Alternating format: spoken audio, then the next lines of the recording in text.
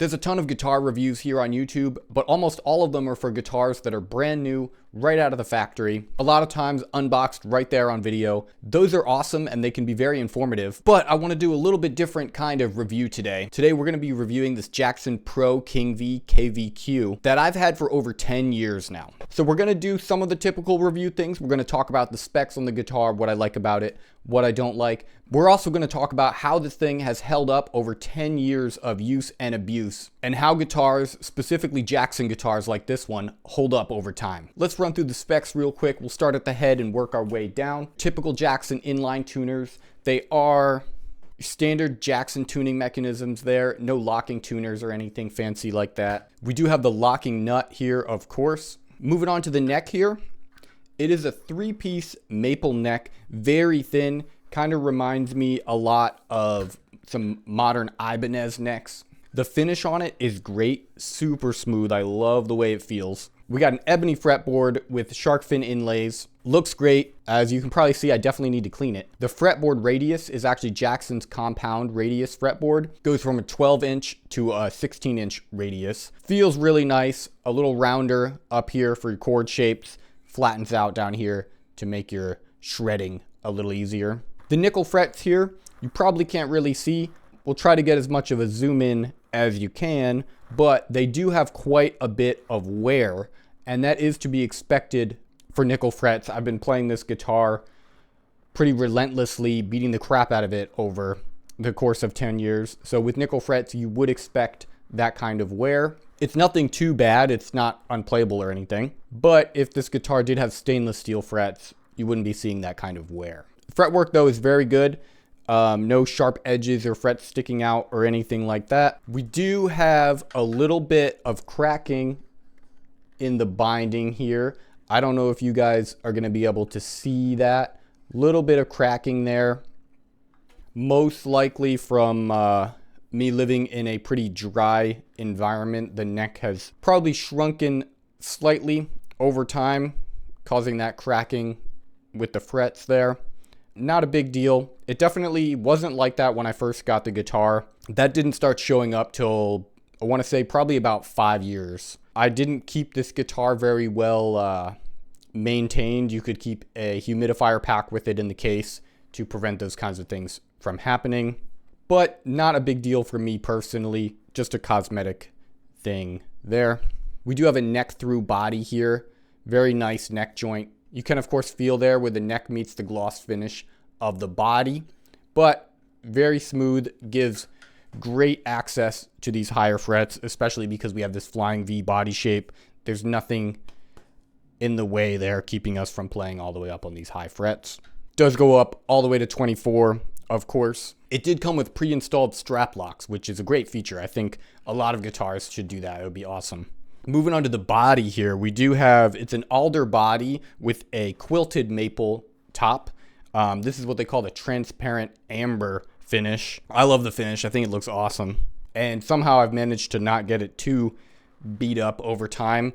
The corners here have a little bit of wear and tear, but nothing too crazy.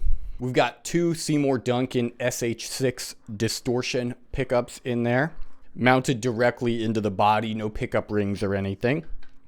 And then of course we have our tone knob and our volume and our 3-way toggle to switch between those pickups. And then of course we have our Floyd Rose here.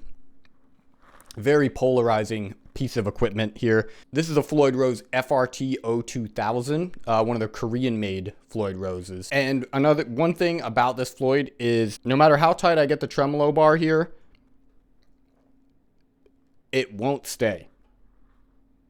So there's that. If you guys like a tremolo bar that stays where you need it. I know some people like to let the tremolo bar hang down and just grab it when you need it. Some people like to have them up there for when they're ready. This one doesn't really have that option. I don't know if that's a manufacturing defect or just how this specific model of Floyd works. Also, you can probably see here, this Floyd Rose has seen a lot of abuse. It's a bit corroded. Could definitely use a deep cleaning. But also, I have never been able to get this guitar to stay in tune very well. I've set it up myself. I've taken it to different luthiers to have it set up. No matter what I do, it just doesn't like to stay in tune, especially if I use the Floyd knocks it right out of whack almost instantly. I've actually been considering getting a higher end Floyd and swapping that out. Hopefully that would fix the issues. I've also heard a lot of people saying you can replace some of the parts in here, and that would increase your tuning stability. Overall though, over time, everything's held up pretty well. Everything's still tight. The knobs are great. I haven't had to take the knobs off and tighten them or anything over the course of 10 years. The jack tends to get loose every once in a while, so I have to tighten that up pretty often. And this Floyd here can be quite a nightmare sometimes. I actually tend to not use the tremolo bar on this guitar very often because I will need to retune it immediately after using it. This was actually the first guitar that I ever bought with my own money. When I was learning guitar as a kid, the guitars that I was using were gifts from my parents and other family members. And those were awesome, really grateful for all of those. When I got a job, this was one of the first things that I had saved up for. I was in love with Jackson guitars at the time. I was a big fan of Creator and Mille Petroza from Creator. He was playing Jacksons at the time, so I was seeing all these videos of him playing his black Jackson King V, and I thought it was awesome.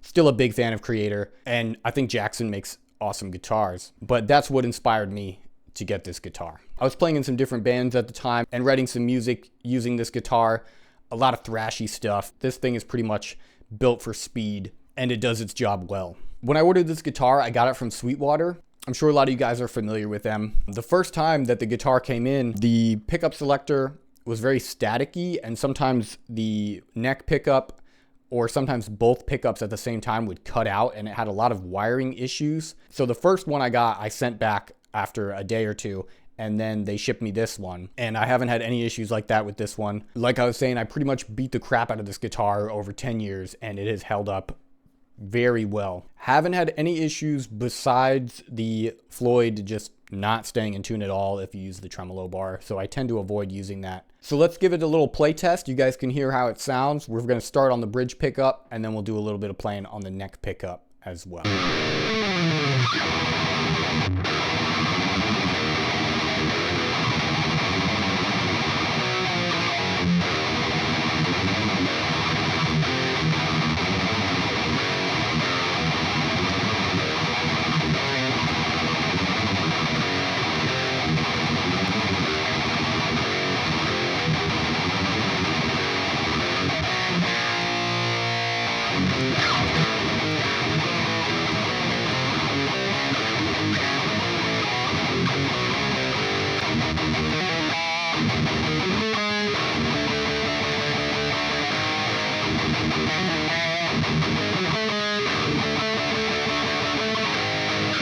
Let's try out the neck pickup a little bit.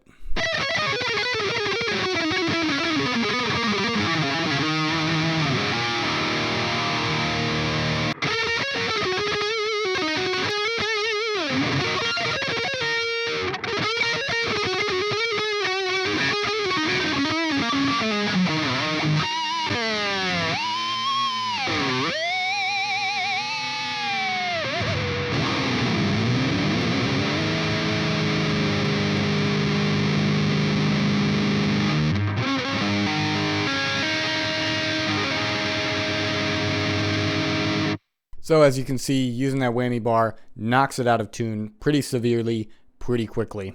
Overall though, super solid guitar. If you guys are thinking about getting a Jackson, I think they're awesome. They definitely hold up over the years. If you're gonna get a Floyd Rose, I definitely recommend getting one of the higher end Floyd models. Those definitely tend to stay in tune a bit better. Personally, nowadays, I've gravitated more towards Evertune bridges. Just don't like having to worry about tuning stability. If you guys have Jackson guitars or you've played them before, let me know your opinions on them in the comments below. I'd love to hear from you guys. And if you like this video and you want more content just like this, don't forget to like and subscribe, and I'll see you in the next video. Have a great one.